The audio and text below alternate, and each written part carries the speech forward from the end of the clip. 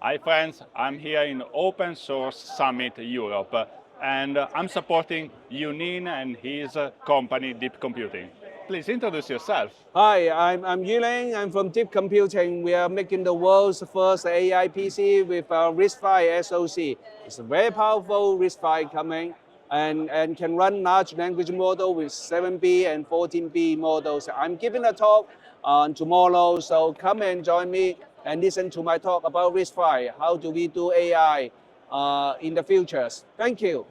Guys, this is so incredible because it's not a prototype. It's a real board that you can buy today, and you can put this board in a nice laptop like this.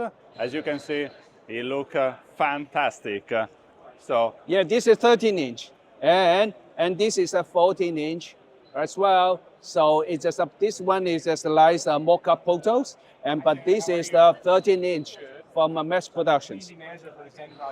So I can't wait to see the future of open hardware together, guys.